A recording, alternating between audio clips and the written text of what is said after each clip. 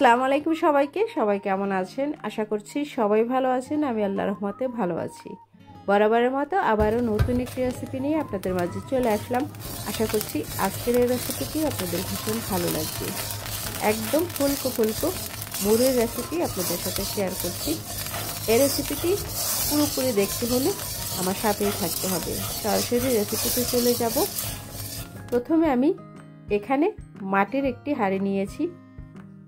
এটা আমি কোনো অনলাইন থেকে কিনে নিই, বাজার থেকে কিনে নিয়ে আসছি। এখানে মুড়ির চাল আমি বাংলাদেশ থেকে নিয়ে আসছি, সেই চালগুলোই এখানে নিয়েছি। প্রথমে আমি 1 কাপ নিয়েছি। চাল আরও বেশি নিব যদি মনে করি যে ভালো হচ্ছে তখন।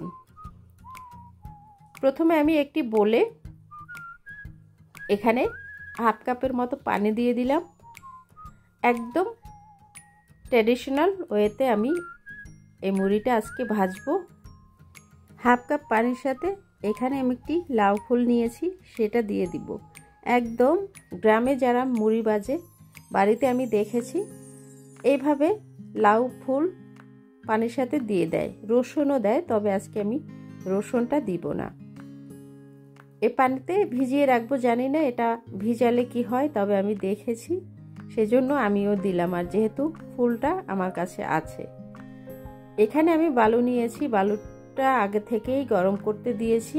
একদম গরম করে নিতে হবে, প্রচুর গরম। অন্য চুলায় আমি এখানে সেই মাটির হাঁড়িটা দিয়ে দিলাম, গরম করে নিচ্ছি একটু। এবার এখানে একটা হ্যান্ড উইক্স নিতে হবে। এখন আমি যে মুড়ির চালগুলো নিয়েছিলাম সেখান থেকে এভাবে 1 মুঠ পরিমাণ এখানে দিয়ে দিব। অল্প অল্প করে দিতে হবে, খুব একটা বেশি দেওয়া যাবে না। বালুর পরিমাণটা কিন্তু খুব একটা বেশি না। এবার সে যে পানিটা এখানে অল্প অল্প করে দিয়ে দিলাম আমি 1 টিস্পুনের মতো দিয়ে চালটা এভাবে আমি ভাজতে থাকবো। চুলার আঁচটা কিন্তু এই পর্যায়ে একদম মিডিয়াম টু লো আঁচে আছে, হাই হিটে একদমই ভাজা যাবে না। এই চালটা যদি পানি দিয়ে ভাজে তাহলে কিন্তু অনেক টাইম লাগে, 5 থেকে 6 মিনিটের মতো লেগেছে আমার এই চালটা এভাবে লাল করতে। চাল কিন্তু একদমই ফুটছে না, লাল হচ্ছে। অন্য চুলায় আমি বালু কিন্তু গরম করতে দিয়েছি, সেটা আপনাদের সাথে শেয়ার করলাম। চালটা প্রায় হয়ে আসছে। এখন আমি চুলাটা বন্ধ করে সরাসরি বালুর মধ্যে আমি এই চালগুলো দিয়ে দিব।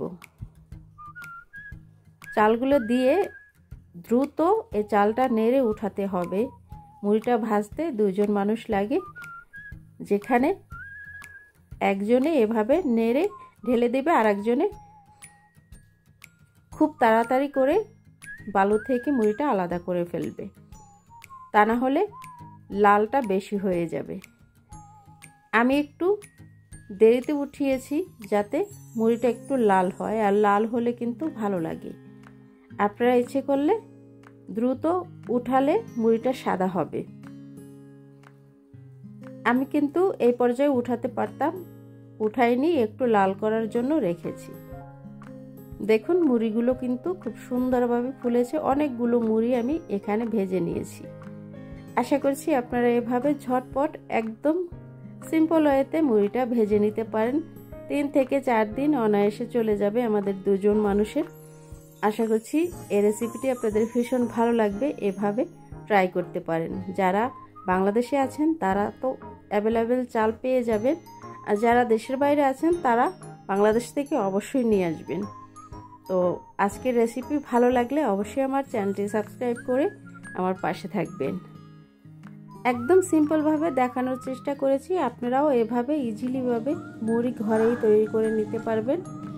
এভাবে ট্রাই করে দেখুন। শুধুমাত্র মুড়ির চালটা হলেই হয়ে যাবে, আর কিছুই লাগবে না। আজকের মতো বিদায় নিব। আবার নতুন কোনো রেসিপি নিয়ে আপনাদের মাঝে চলে আসব। সে পর্যন্ত সবাই ভালো থাকবেন, সুস্থ থাকবেন, নিরাপদে থাকবেন। আল্লাহ হাফেজ।